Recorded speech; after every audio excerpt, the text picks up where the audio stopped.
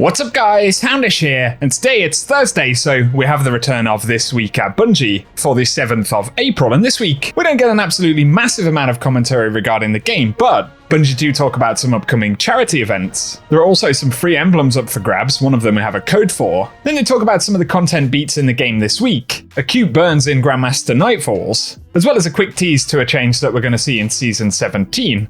Warnings for upcoming Iron Banner events this season, and a few other things which we'll round up in the video. So, as always guys, I hope you find this one useful, and if you do, a rating below really helps us out on the channel. But without further delay, let's get into it. And so starting out for the video today, first up, DMG tweeted that we've identified an errant patch note released with Destiny 2 Update 4001, dealing with acute burn modifiers. And I believe the patch notes had said that those modifiers wouldn't be on Grandmaster Nightfalls this season, but DMG said that acute burn modifiers are intended to appear in Grandmaster Nightfalls. And additionally, seasonal Vanguard Ops modifiers are not intended to appear at Grandmaster difficulty. And so they went back and updated those patch notes, and it now reads that all difficulties of Nightfall now feature the acute burn modifier. This burn increases player outgoing damage of the matching element by 25% and increases incoming damage from enemies by plus 50%, and the burn element is set per strike. So just bear in mind that those are supposed to be present in Grandmaster Nightfalls according to Bungie, and give us your thoughts below. Also at the start of the TWAB they do touch on acute burns, and they say that they're intentional and replace the unique strike modifiers, including smaller burns plus extra knockback or splash damage. But the new seasonal modifiers, such as invisible enemies, are not included in Grandmasters. So something else to bear in mind on that front. Next though, let's mention a line from the end of the TWAB, but Bungie do say that next week, with Master Vow of the Disciple just around the corner, starting on April 19th, they'll be spending some time getting us prepared for that. But also they say, speaking of raids, tune in next Thursday for some fun news concerning an upcoming rotator of sorts in Season 17. And going back, Bungie had teased a kind of raid rotation that they were looking at implementing inside of Year 5, so it looks like that's going to be happening in some format during Season 17, perhaps with weekly featured raids, updates to rewards and things like that, so certainly an exciting possibility if you enjoy raiding every week, and I'll keep you posted when we get details about that next Thursday. Next though, they say looking to next week, the Iron Banner returns, and while we're planning a larger TWAB to cover upcoming changes, our one piece of advice this week is to spend all of your Iron Banner tokens, complete your Iron Banner quest, and redeem the Iron Banner bounties. We have some updates to Saladin and how we'll be dishing out rewards, which naturally leads to the retirement of Iron Banner tokens and bounties, but you have 2 Iron Banner weeks left to spend these tokens for rewards, including next week, so be sure to plan some time in the tower to turn them in before the end of the final Iron Banner of the season. They also add that they're looking to prevent the abilities bounties for the final Iron Banner before next season, and that they've heard and felt the feedback that it could be time consuming, so they're shifting to focus on objective and weapon bounties for the remainder of the season. Next though, they speak about kilts for kids, and they say, year after year, the Bungie Foundation participates in numerous charity initiatives to raise funds for people in need. While we host our own streams and charity drives, once a year we dive back into our favourite kilts to drive for some wonderful goals in the name of support for children. And they say the annual fundraiser that supports Ronald McDonald's House is going 11 years strong, and throughout the pandemic, they say RMHC continue to provide exceptional care, safety, and community for so many families facing serious illness. And they ask for players to help them achieve their $77,777 goal by heading to the RMHC donation page and casting votes for Team Bungie. Every vote is worth $10, and every $30 donated will pay for a family to stay at the house for one night. And so it's certainly a positive to think about, and they say in addition to helping kids and families facing illness, we also have some awesome donation incentives. And so $50 donations receive a pretty cool emblem right there, and they say unique codes will be sent to all donors via email on or before May 6th. $100 will get the prize above, plus a postcard digitally signed by the Kilts for Kids team. $250 will get all of the above prizes, plus a digital copy of a new and unique piece of artwork made by Mark Fleeg, which is pretty cool. $500 will also get a physical print of Mark's exclusive art shipped.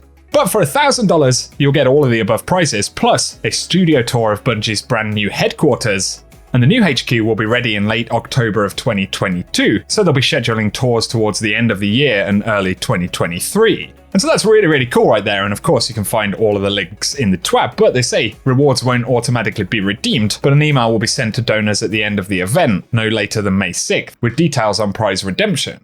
Next though, they say that last weekend was one to remember. It started with the small placement of a pixel. Within minutes, it grew to 4 days of community, memes, art, ace of spades, and a raid boss that couldn't stop moving their legs. And there was an event where any user in the world could place a pixel on a board to start creating a small piece of art. And they say this wonderland of expression has appeared only a few times in previous years, going by the name of r/place. And through the weekend, 2 specific Destiny Reddit communities, DTG and Destiny 2, led the charge in securing a spot on the board to represent the Destiny community. Through Discord chats, text messages, forum posts, and multiple other means of communication, the community effectively locked down the Destiny 2 spot through all 4 days. This wasn't just a simple tricorn, and Bungie say they were blown away by the coordination displayed by hundreds of participants. And this is the image they created, which is absolutely awesome. And they say to celebrate their efforts and the alliances they made with other communities in gaming, the following emblem is available for redemption at bungie.net/redeem. And that's the Crushed Gamma emblem, and we can see the code is on screen right there. So also in the links down below, you'll be able to find the redeem page to grab that emblem. And it's definitely very cool that the community were able to do that. Moving on, they say with the news we shared last week, some of you are imagining a day where you'll reach Unbroken, and the player support team has a quick update. So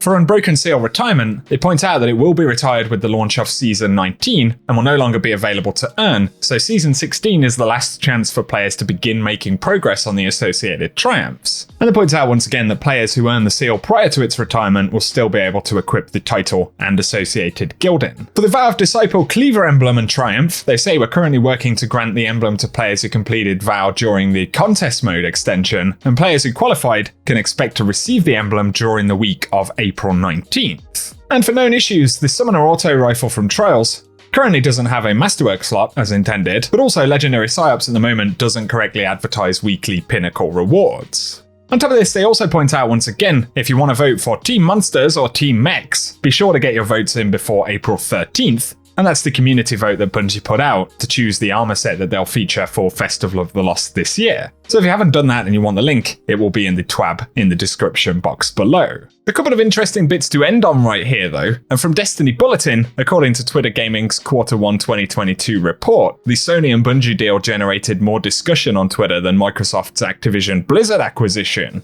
And of course, that's pretty remarkable in itself, right? That piece of news has been referenced more times on Twitter than the one associated with the entirety of Activision Blizzard. And it's even competitive against things like Elden Ring and the new season in Fortnite. Although especially in the case of Elden Ring, a lot of that data will have been at the back end of the first quarter. Nonetheless though, it's interesting to see that conversation has been one of the key conversations related to gaming on the platform in the first part of 2022. So share your thoughts about that below. And a very final mention, but players are curious as to whether Adept Vow of Disciple weapons would be able to be crafted. And originally that wasn't thought to be the case, as the crafting frames associated with them weren't visible in the database, but Mr. Meep on Reddit pointed out there's normally only the option to disable trackers for non-crafted weapons. However, for Adept Vow weapons, there are still IDs present for memento trackers, just like on other crafting weapons. Plus, the guns also have enhanced versions of their perks according to the database, which again suggests that it's possible they will actually be craftable. So just an interesting bit of conversation there. We're not sure how it will all pan out, but it definitely opens up that possibility, and I'll be curious to get your thoughts down below. But as always, I'll keep you posted when Bungie give us information on this subject. And otherwise, for now, that's everything we have to speak about in today's video. So if you guys have enjoyed this one, a rating down below really does help us out on the channel.